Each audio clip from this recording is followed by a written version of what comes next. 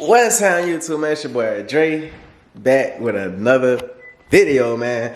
And as y'all can see, man, I'm getting it together with this vet. You know, we getting this vet up and running, man. We can making a lot of progress so far with the vet. But for today, what I'm gonna be doing is the EGR valve, because you know in the last video when I was doing my fuel dampener, the EGR valve I had, which is I still got it right here. I'm not gonna explain it better to you since I got both the right ones now. Well, one of the right ones. This is the other EGR valve that I ordered. And as you can see, this is how the top of it looks, and this is the bottom. You can see how that looks. So the only reason this didn't work, this application didn't work, is because it doesn't have no sensor hole for the bottom for the temperature switch, which I figured out what that was called as well. That wire, that was the little sensor that was connected to my EGR valve, is actually right here. This is called a engine temperature switch. So what this does, this actually connects to your EGR valve, and this actually detects if any hot gases or any hot exhaust gases, I guess, are being produced or outputted into the engine or being produced out or whatever. I don't know, but this is definitely a sensor that you're going to need to replace. And this is the new EGR valve. As you can see, it has a hole for the sensor to be screwed in, and the bottom of it actually is a lot different from that one, and then the top is as well. So now that I have the right sensor, this sensor is very, very hard to come across. I actually just ordered this from a guy, and I think it's called the Vet Collector.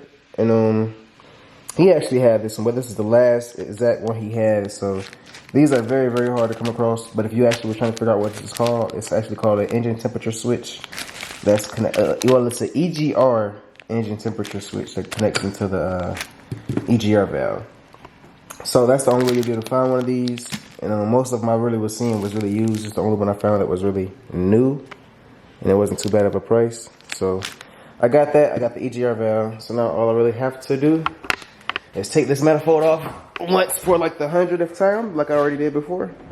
It shouldn't be that hard. Honestly, all I gotta do is just get right here directly under there. So I'm gonna just take everything off like I did, lift this up how I did in the last video. Just lift it up and out of the way, take the air intake manifold and all the other stuff out, and I should be able to get to it and unscrew it. And I can actually show you guys where that wire, that sensor is connected to, because it's connected somewhere behind the distributor cap. And I'll show you guys more of that when I actually get to taking this stuff and disassembling it and seeing how it works. But with this EGR being changed, it should be able to keep the car running, because when I was looking it up, the EGR can be stuck open or stuck closed, which will leave the car in open loop or closed loop, which allow hot gases or any other different kind of gases, exhaust gases, to get into the engine that it doesn't need to be in there. So that's another reason why I believe it wasn't cranking. So we're going to change that out and get right into it for today. So I'm about to go ahead and start unbolting this manifold, and yeah, I might just return this piece or sell it or whatever. I don't need it anymore. It's brand new, nothing wrong with it, just the wrong part. And just get ready to install this new one. I'm probably going to screw the sensor in already, so I don't have to worry about doing that when I actually put it on. So I'm gonna go ahead and screw all that stuff in together and then get ready to disassemble this intake manifold right quick. So I'll catch y'all when I get it done disassembling this. Alright, so I got everything off pretty fast because I'm so used to it now. But here's the EGR valve, and that's the sensor that I was telling you about. And this sensor goes around, and it actually plugs in right behind there, right there. As you can see, let me see if I can move it a little bit. This one right here. So I'm going to go around there, wrap around there, pull it up, disconnect that from the back, and go ahead and unscrew these, because I believe it's like 2 bolts on each side. I can't even really show you because it's so hard, but it's literally 2 bolts on each side of this.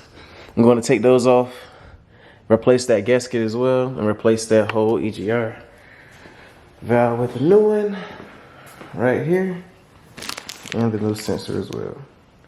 So let's go ahead and get into it.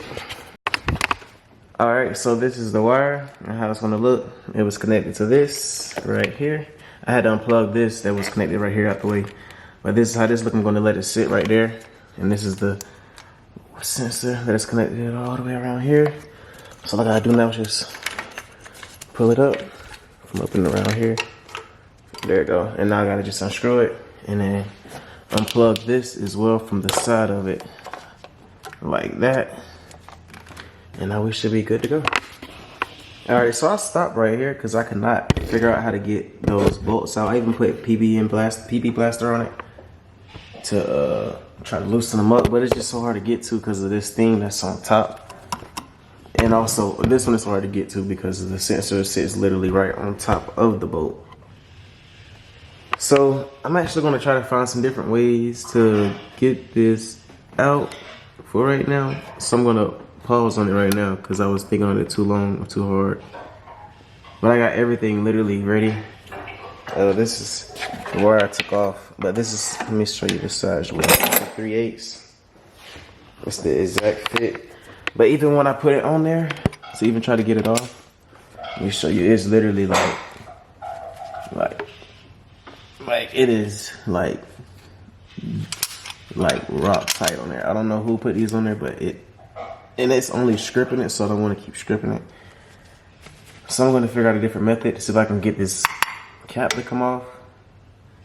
That way I can have more space to get the other side off, and then I can also unscrew this sensor and be able to get that off. So I'm gonna see if I can get this top piece to come off somehow, some way, without messing anything up. But I got a new one anyway, so I don't really mind. So I'm trying to figure out how to get this off. If not, I'm gonna find some different tools maybe and try it again from there. But I'm gonna put it for a break and then come back to y'all when I figure something out.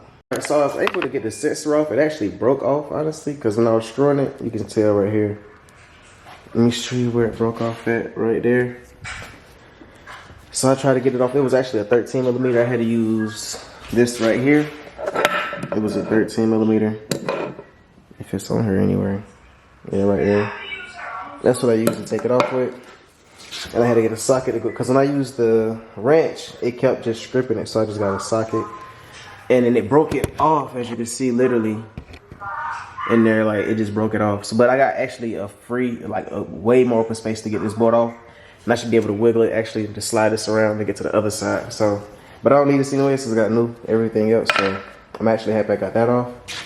Now, I'm gonna figure out a better size for this and get a socket and do the same thing for this one as well. Because I'm pretty sure, yeah, this gotta go. You can see that, like, the pieces still rested in there, like, yeah, that definitely need to be replaced. So, I'm gonna figure out the size and take that off next. To show y'all how I got this other bolt off, I just got an extension. It's a 3/8 as well. And I actually got this bent up a little bit, like towards, that way as you can see it's bent a little bit. And I got an extension on my smaller wrench, and I'm just doing it like this, right here. And it's just turning slowly as possible. But as you can see, down there, I finally got it, so.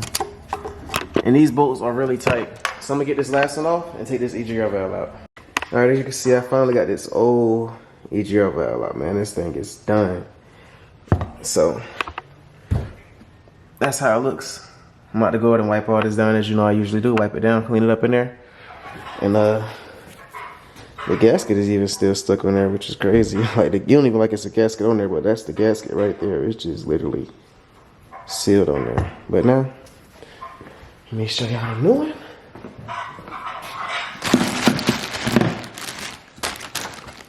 And it's weird because the top piece is similar on the old style. Is like this exact same top piece. It's just the bottom piece is not correct on this, which is weird. This top piece is different from that one over there. I don't know. But we're going to try it, and hopefully this is correct. This is says for my car. I looked it up on the part number and everything. It says it fits, so. And I actually got the sensor hole for this as well. This one don't. So, anyways, we're going to just go ahead and go and put this one on. I'm actually going to put the sensor in there now. Screw it in now. Tighten it down. I'm about to, and this gasket as well. Put this gasket over it. I'm about to clean it up right quick first. And plug that sensor in right there, as I was telling you before, because the sensor goes literally right here. I got it sitting right there so it don't fall back down. I unplugged most of these hoses, air hoses that connected up to the manifold and right there. And to the EGR valve as well as that. So I'm about to clean this up, and I'm gonna get right back to y'all. Alright, I got it cleaned up a lot more, so now I'm about to put this next one in. I already got the sensor screwed in it already. All I gotta do now is just put the gasket on it. I wish I gotta get the gasket. And sit this back in there, screw it back in, plug everything else back up, plug that sensor back in, and see how it runs. Alright, so I got one screw in, and this is the other screw I'm getting in. I didn't put the sensor, I actually took the sensor back out Because to think about it, you're actually gonna need to put this screw in first before putting this sensor in, because the sensor is gonna be in the way. So tighten this all the way down. So my mechanism I'm using to putting that one in on the other side, on the back, I use a 3/8, literally like this, and I just turn it like that. So it kind of took me a while. I'm doing the same thing with this method as well, because I can't really put a socket over this because of this is right here. So this is the method. That's why I didn't want to record the whole thing, because it's going to take me a minute to screw this all the way down. And you're going to also be kind of limited on space as well, because this is literally as much as tight in the space as you got. So I got this, and I got a small wrench, so it kind of helps me out a little bit more as well. So I'm about to finish tightening it down. Get this sensor right here. Screw the sensor in, plug it up, and then, all right, so now I'm back. I finally got everything hooked up now. The sensor in, both the bolts in, it plugged up.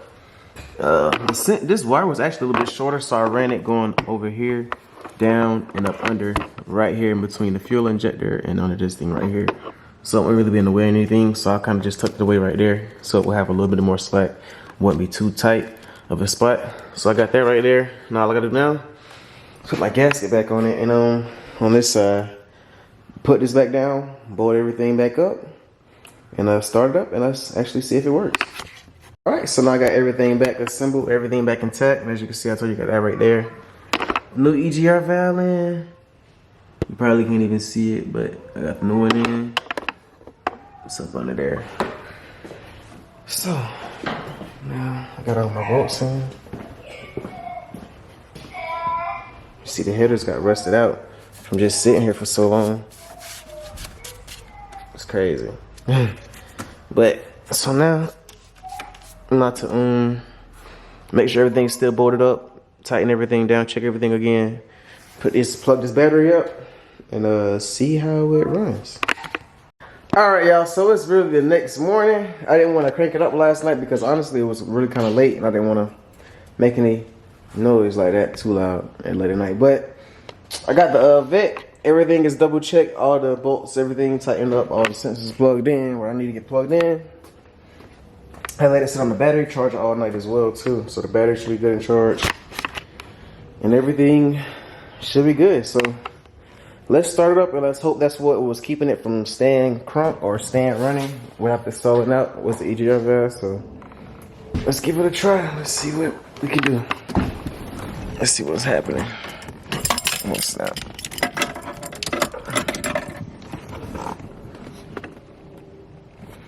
All right, moment of truth. Let's see what it do.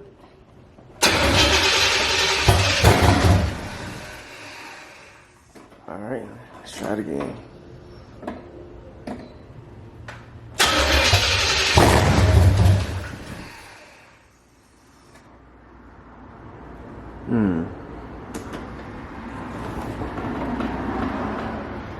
Let's try it one more time.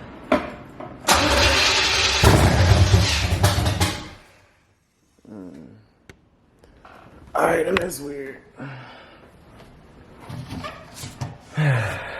So now it won't stay. Now it won't crank up at all. So now we gotta figure out why is it doing that. And also my belt is tearing again as well too. So I gotta see if anything is offline or what is cutting this belt. So now I gotta see why it won't stay started. It's crazy. Yeah, and honestly, I can tell it's something with the EGR valve because now it won't. Like usually it'll start and it'll stall out, but now it starts and it immediately stalls completely out. So I gotta double check and make sure that it's correct EGR valve again, and do some more checking out on these pulleys and these some of these components down here to make sure none of them are offline, which I know one of them probably is. That's why it's splitting this belt how it is doing it. And yeah, I gotta figure out what is stopping it from staying actually running now. So I'm gonna post this video. This might be it for today. I gotta do some more research, look more into the car and keep moving. Now I'm lost now at this point because I don't really know what else it could be. But I know it's something probably small for sure because it wants to start, just not staying running. So this is gonna be it for today's video, man. I'm gonna do some more research, keep looking into it again, and this is me for today.